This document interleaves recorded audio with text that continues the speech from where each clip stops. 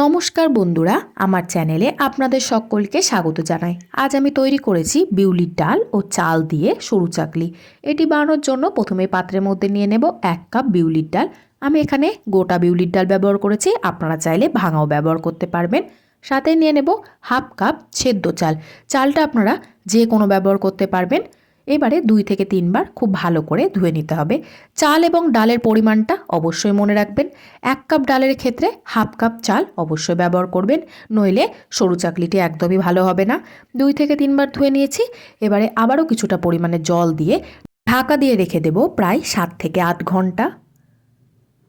8 ঘন্টা বাদে ঢাকা খুলে দেখে নেব। দেখুন কতটা ফুলে উঠেছে। এবারে জলটা খুব ভালো করে ঝরিয়ে নিতে হবে। জলটা খুব ভালো করে ঝরিয়ে নেওয়া হয়ে গেছে। মিক্সির বাটির মধ্যে জল ঝরিয়ে নেওয়া চাল এবং ডাল দিয়ে দেব। সাথে দিয়ে দেব 2টো কাঁচা লঙ্কা। এবারে দিয়ে দেব 1 চামচ মৌরি। খুব ভালো করে পেস্ট করে নিতে হবে। ডাল এবং চাল খুব ভালো করে পেস্ট করে নেওয়া হয়ে গেছে। এবারে একটা পাত্রের মধ্যে ঢেলে নেব। পেস্ট করে নেওয়ার সময় আমি অবশ্যই জল ব্যবহার করেছি। জল ছাড়া এত সুন্দর পেস্ট একদমই হবে না। জলের পরিমাণটা আপনারা অবশ্যই একটু বুঝিয়ে দেবেন। এবারে মিক্সির বাটি ধুয়ে নিয়ে আবারও কিছুটা পরিমাণে জল মিশিয়ে দেব। যেহেতু ব্যাটারটা একদম গোলা রুটির মতন হবে, তার জন্য জল এখানে ব্যবহার করতে হয়েছে। জলটা দিয়ে নিয়ে খুব ভালো করে মিশিয়ে নেব। ব্যাটারটা দেখুন একদম তৈরি হয়ে গেছে। আমি এখানে প্রায় হাফ কাপ মতো জল ব্যবহার করেছি। একদম গোলা রুটির মতো ব্যাটারটা তৈরি হয়েছে। এর মধ্যেই দিয়ে দেব পরিমাণ মতো লবণ, সাথেই দিয়ে দেব হিং। হিংটা একদমই অপশনাল, যদি আপনারা না পছন্দ করেন সেই ক্ষেত্রে না দিলেও কোনো অসুবিধা নেই। হিংটা দিয়ে নিয়ে আবারও খুব ভালো করে মিশিয়ে নিতে হবে।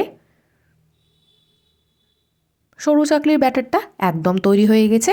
এবারে আমি এখানে একটা ননস্টিক প্যান নিয়ে নিয়েছি, তার মধ্যে দিয়ে দেব 1 চামচ সাদা তেল। তেলটা দিয়ে নিয়ে প্যানটা খুব ভালো করে আগে গরম করে নেওয়ার পরে এই মুহূর্তে গ্যাসের ফ্লেমটা লো ফ্লেমে করে দিয়ে ব্যাটারটা দিয়ে দেব প্রায় 2 চামচ। 2 চামচ ব্যাটার দিয়ে নিয়ে খুব ভালো করে চারিধারে এইভাবে ছড়িয়ে দিতে হবে। হাই ফ্লেমে দিয়ে কখনোই করবেন না, নইলে ব্যাটারটা পুড়ে যেতে পারে। লো ফ্লেমে রেখে দিয়ে খুব ভালো করে একটা পিঠ সেঁকে নিতে হবে। এবারে আলতো হাতে অপর পিঠটা উল্টে দেব। অপর পিঠটা খুব ভালো করে সেঁকে নেব। সরু চাকলিটি দেখুন একদম তৈরি হয়ে গেছে। এবারে আমি এটা তুলে নেব। বাকিগুলো আমি এইভাবেই ভেজে নেব। আপনারা চাইলে সাদা তেলের পরিবর্তে বাটার বা ঘিও ব্যবহার করতে পারবেন, তবে আমি পুরোটাই সাদা তেল দিয়ে করেছি। আপনারা চাইলে খুব সহজে এইভাবেই সরু চাকলি তৈরি করে ফেলতে পারবেন।